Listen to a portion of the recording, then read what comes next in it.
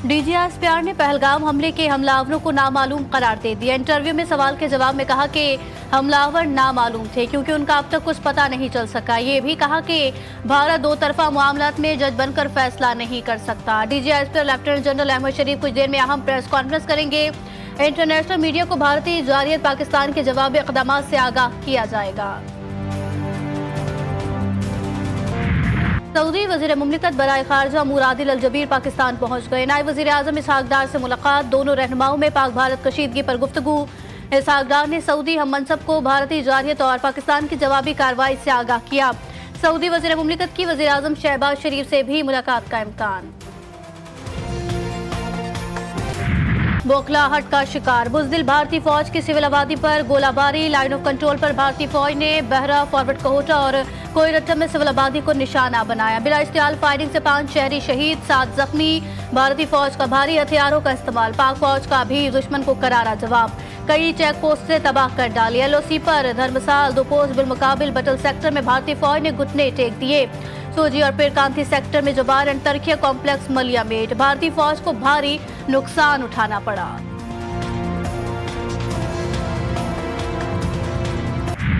पाक फौज का भारतीय जारियत पर मुंह तोड़ जवाब। आज मजीद इजरायली साख्ता 48 ड्रोन गिरा दिए। कल से अब तक गिराए गए ड्रोन की तादाद 77 हो गई। 5 लड़ाकत तैयारों की तबाही और एलओसी पर भारी नुकसान के बाद भारतीय बौखलाहट का शिकार। आईएसपीआर का कहना है कि भारत इजरायली साख्ता हीरोप ड्रोन से पाकिस्तान पर हमले कर रहा है। पाक फौज दुश्मन की जारियत का भरपूर जवाब दे रही है।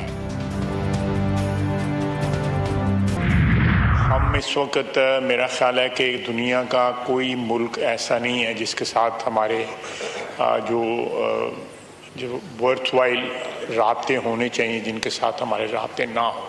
और हमारा जो यूएन मिशन है वो अल्हम्दुलिल्लाह सिक्योरिटी काउंसिल में या अदरवाइज जो है वहाँ पे बहुत एक्टिव है और बड़ा इफ़ेक्टिवली जो है हिंदुस्तान के जो इस जारहाना अज़ाइम का जो है ना वो दे रहा है, जवाब दे रहा है। भारतीय कोशिशों को और ज़्यादा तेज़ करके उनको इफ़ेक्टिव करने की ज़रूरत है। भारतीय जारियत के बाद पाकिस्तान ने आलमी सतह पर राबते किए। बहुत से ममालिक ने पाकिस्तानी मौक़िफ़ की हिमायत की। वज़ीर दिफा ख्वाजा आसिफ का कौमी असम्बली में इज़हार ख्याल, कहा कि पाक फौज भारतीय जारियत का भरपूर जवाब दे रही है। पाक फौज ने भारत के 5 जंगी जहाज और दर्जनों ड्रोन भी मार गिराए। ये भी कहा कि मुल्क के अंदरूनी मामलत को भी जल्द हल कर लिया जाएगा। ही कौमी बयानिया होना चाहिए इन हालात में। सियासी लेवल पर हम कहाँ खड़े हैं, हमें इस पर ज़रूर गौर करना चाहिए। हमारी इस वक्त तक कोई सफारती मिशन बाहर नहीं है। हम सिर्फ टेलीफोन पे बातें कर रहे हैं। इन हालात में हमारे सफारती मिशन बाहर होने चाहिए। और हाल में हम सबका एक ही कौमी बयानिया होना चाहिए। जंग में फूल नहीं बम बरसते हैं। क्या इस जंग के जरिए हम कश्मीर आज़ाद करा सकेंगे? मौलाना फजल रहमान का कौमी असम्बली में इज़हार ख्याल, कहा हमें गौर करना चाहिए कि मौजूदा सूरत हाल में सियासी सतह पर हम कहाँ खड़े हैं। इस वक्त हमारा कोई सिफारती मिशन बाहर नहीं गया। हम सिर्फ टेलीफोनिक गुफ्तगू कर रहे हैं। हमें मुख्तलिफ मुल्कों में अपने सिफारती मिशन भेजने चाहिए थे।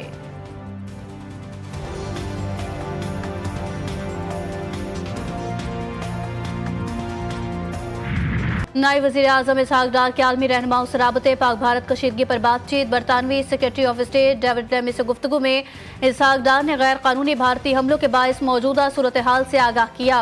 डेविड का कशीदगी के खात्मे और खित्ते में अमन के लिए डायलॉग की अहमियत पर जोर। वज़ीर खारजा का ईरानी मनसब को भी टेलीफोन।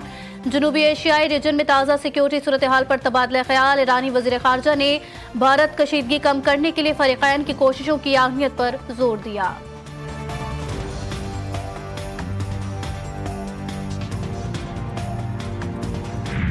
ऐसी जंग में मुदाखलत नहीं करेंगे जिससे हमें फ़ायदा ना हो, अमेरिका का ऐलान। नायब सदर जेडी वेंस कहते हैं ये बुनियादी तौर पर हमारा मसला नहीं, जंग के बीच में नहीं पड़ेंगे। इंडिया ने पाकिस्तान पर हमला किया जिसका उसे जवाब मिला। दोनों ममालिक को ठंडे दिमाग से सोचना चाहिए। पाक भारत जंग एटमी नहीं बननी चाहिए। अगर ऐसा हुआ तो बहुत नुकसान होगा। फिलहाल ऐसा लग नहीं रहा। तर्जुमान अमरीकी महकमा खारजा टेम ब्रूस का इंटेलिजेंस या पैगामात पर तबसरा करने से गुरेज, कहा दोनों ममालिक से राबते जारी, जिम्मेदाराना हल चाहते हैं। पाकिस्तान आज़ादाना तहकीकात चाहता है। भारतीय मीडिया ने प्रोपेगेंडे की दुनिया में नई तारीख रकम कर दी। कभी पाकिस्तानी फौज का सरबराह हटवा दिया तो कभी वजीर आजम को मुल्क बदर करार दिया और अब कराची की बंदरगाह को राख के ढेर में तब्दील कर दिया। लेकिन ये सब जहनी इख्तरा नहीं बल्कि झूठ, सनसरी और सहाफती नाकामी की बदतरीन मिसालें हैं। भारतीय मीडिया का तख़ील हकीकत से टकराकर पाश पाश हो रहा है। भारतीय मीडिया का पाकिस्तान के खिलाफ झूठे प्रोपेगेंडे का आगाज। पाकिस्तानी अफवाज की हर महाज पर कामयाबी के बाद भारतीय मीडिया नाकामियों को छुपाने की कोशिश में मसरूफ। रॉ से मुंसलिक अकाउंट्स और भारतीय सहाफ़ी झूठे और गुमराहकुन मवाद फैलाने लगे। मोदी हुकूमत के दबाव में भारतीय मीडिया इजराइल के पुराने वीडियो को पाकिस्तान पर हमले से जोड़ने की कोशिश करने लगा। मोदी के गोदी मीडिया की रात भर झूठी खबरें, खबर सच्ची भी आ गई। भारतीय मीडिया माफी तलाफी पर उतर आया, पाकिस्तान के खिलाफ प्रोपेगेंडे पर माफी मांग ली। ਅਸੀਂ ਆਪਣੀ ਆਰਮੀ ਦੇ ਨਾਲ ਹੈ इंशाअल्लाह, अपनी आर्मी के नाल अपनी शहादत के लिए कुर्बान होने को तैयार है। हमें किसी चीज़ का डर नहीं है। मोदी ये नारा तकबीर वाली कौम है, ये कोई डरने वाली कौम नहीं। ये आसम मुनीर पाकिस्तान पाक फौज के साथ खड़ी है। यहाँ का बच्चा जो है ना वो शहादत का जज्बा रखता है। 4 किलोमीटर पे वाघा बॉर्डर है, अपना घर बार छोड़कर आए हुए हैं। हम नहीं डरते, वो जो मर्जी कर रहे हैं। हमारी फौज के मुकाबले उनकी फौज जीरो है। भारत जो है वो उन्होंने जो ड्रोन भेजे थे वो पाक फौज की अल्हम्दुलिल्लाह उन्होंने गिरा दिए हैं और हम पाक फौज के शाना बचाना खड़े हैं।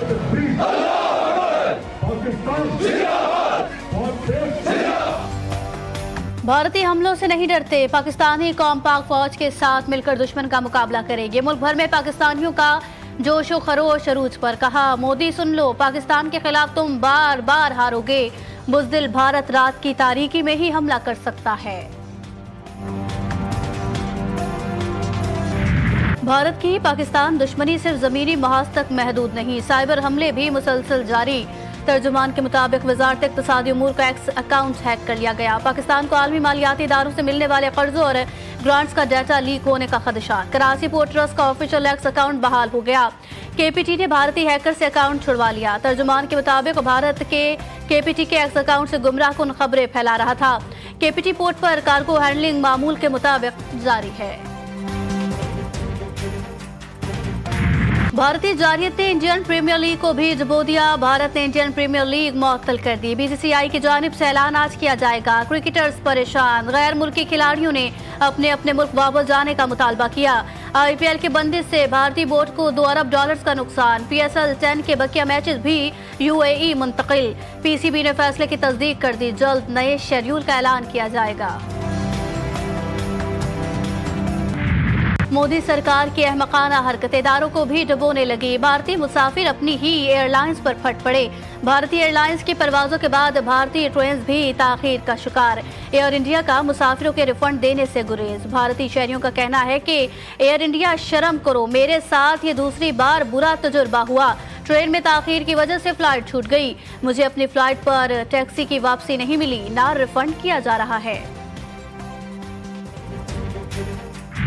वज़ीर आज़म का गुज़िश्ता साल के मुकाबले तरसीलात ज़र बढ़ने पर इज़हार इत्मीनान। शहबाज शरीफ ने कहा जुलाई 2024 से अप्रैल 2025 तरसीलात ज़र 31.2 अरब डॉलर हो गई। तरसीलात ज़र में रिकॉर्ड इजाफा ओवरसीज़ पाकिस्तानियों के हुब्बुल वतनी का सबूत है। ओवरसीज़ पाकिस्तानी मुल्की मईशत की तरक्की में मरकजी किरदार अदा कर रहे हैं। हुकूमत पाकिस्तान मुल्की मईशत की तरक्की के लिए पुरअज़्म है।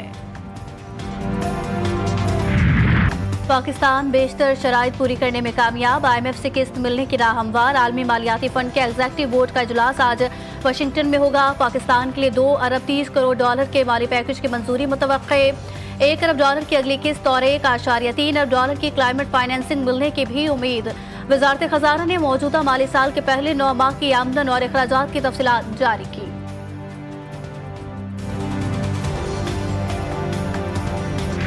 रेड लाइन सिर्फ एक ट्रांसपोर्ट मंसूबा नहीं बल्कि आवाम से वादा है। मुतल्लिका स्टेक होल्डर इस काम में दुगनी तेजी लाएं। सीनियर सूबाई वजीर शर्जील मेमन की हिदायत। इजलास में रेड लाइन मंसूबे की मौजूदा सूरत हाल का जायजा। दरपेश मसाइल पर गुफ्तगू। शर्जील मेमन ने कहा यूटिलिटीज की मुंतकली समेत दीगर इशूज के हल के लिए इक़दामात किए गए। बीमारियों से लड़ती नन्ही जिंदगियों को एक और मुश्किल का सामना। कराची में बच्चों के इलाज के बड़े सरकारी इदारे NICH में एयर कंडीशनर से 1 माह से बंद। मरीजों के साथ तीमारदार भी गर्मी में बैठने पर मजबूर।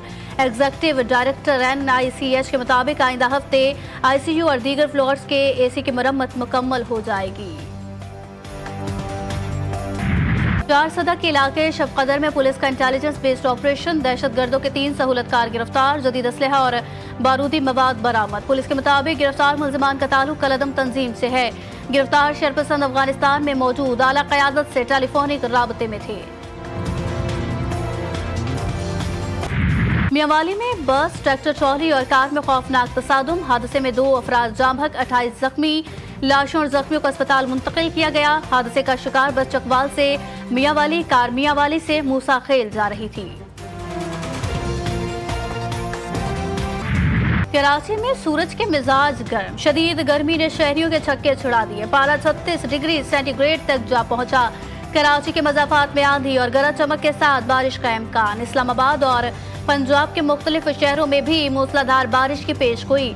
कई मकामात पर याला भारी मुतवक्के। कश्मीर, गिलगित बल्तिस्तान, मशरकी पंजाब में भी धुआंधार बारिशों की पेशगोई। महकमा मौसमियात ने पहाड़ी इलाकों में लैंडस्लाइडिंग का खदशा जाहिर कर दिया।